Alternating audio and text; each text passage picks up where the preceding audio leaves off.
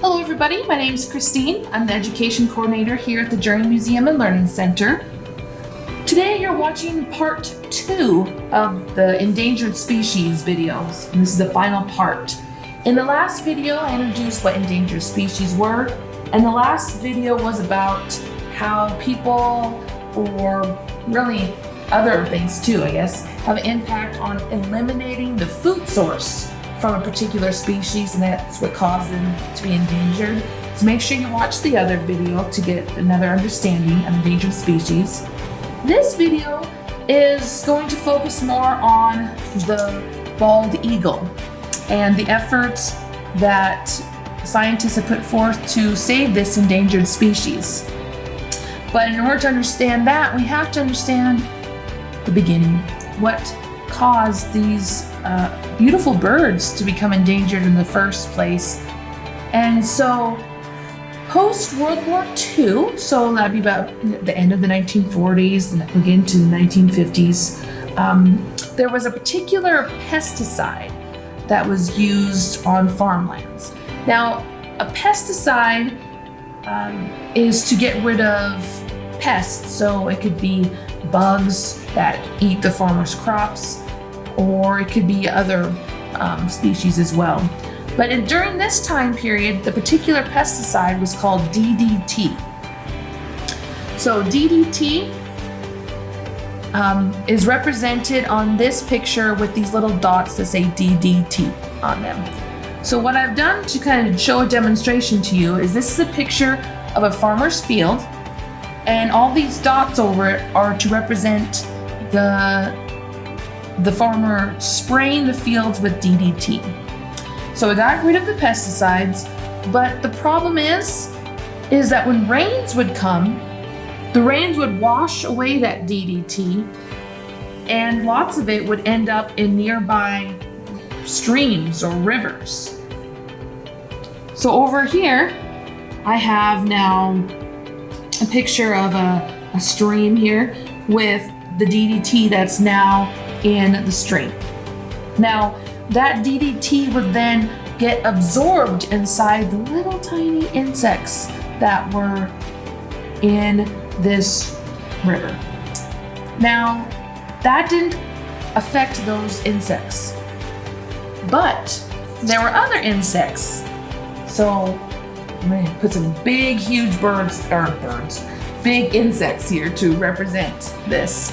These insects here would then eat those other small insects that had absorbed the DDT. And what would happen then after they ate, then each of these insects would then get DDT inside of them. Okay? Again, not affected. But there's the food chain, right? And in the food chain, these bugs are going to be eaten by some more by other creatures. Let me get a few more bugs in here. Put a DDT on each of them just to represent this. So they would land on the surface of the water sometimes, and a very small fish would come by. So I'll put a few small fish here. And these small fish would then eat the bugs. The problem is if you eat one bug, that DDT that was absorbed in this bug would then get inside of this fish. But maybe what's happening is that fish is eating several bugs. So it's getting all that DDT absorbed inside that fish. So let me have these fish have some dinner here. Okay. Now, what's happening here is we have these fish. They're swimming around, but part of the food chain is they're going to be eaten by yet a bigger fish.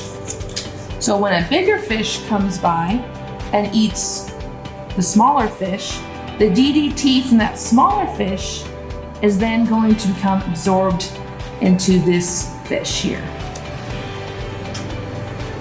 Okay, so we'll have another one here. It's gonna eat up a fish. And let's say this particular fish ate 2 of these, so let's put a couple more DDTs to represent that. Let's say they ate a couple. So this, by the way, there's a term for what's happening right now. It's called bioaccumulation.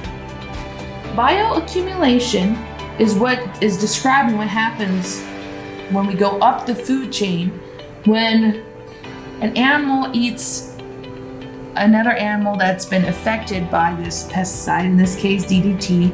As each animal up the food chain is eating the next animal, it's getting more and more DDT inside of this animal.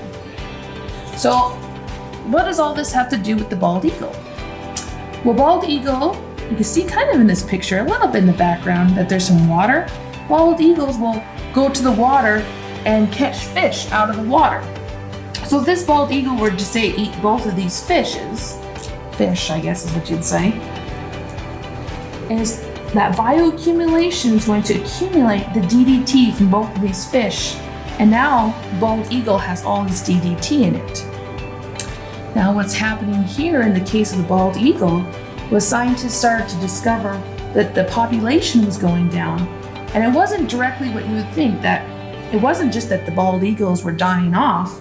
No, the DDT was actually affecting their eggs. Their eggs didn't form properly. So what would happen is when the mother bald eagle would sit on her nest and do some roosting on her nest, she would actually end up cracking and breaking her eggs because of the DDT. And so then new bald eagle chicks weren't being born. And so over time, the population of the bald eagle was falling down because there weren't new bald eagles being reproduced. Thankfully though, scientists did find out that the DDT is what caused these problems. So in the 1970s, the pesticide DDT has been banned from all use. Yes, pesticides are still used, but they're not as bad as DDT. So if you're hearing about people using pesticides on land, don't sit there and think it's always a bad thing. What I'm saying is DDT in particular happened to be a very bad pesticide to be used, and that's what caused the population of the bald eagle to go down. So since the 1970s then, and getting rid of and banning the DDT, the population of bald eagles has since risen, and I believe that they're no longer on the endangered species list. So through science, we can make a difference in this world to protect animals and protect our land. So hopefully you learned some things today, and maybe these 2 videos here about endangered species might get you thinking about other animals that are endangered, and you can start to maybe research what happened to them. And maybe you can find if there's things that you can do to protect animals from being endangered. And there are many things that we humans can do who aren't scientists to protect animals. So maybe do a little research on that. So thanks for joining me today, and I'll see you in our next video.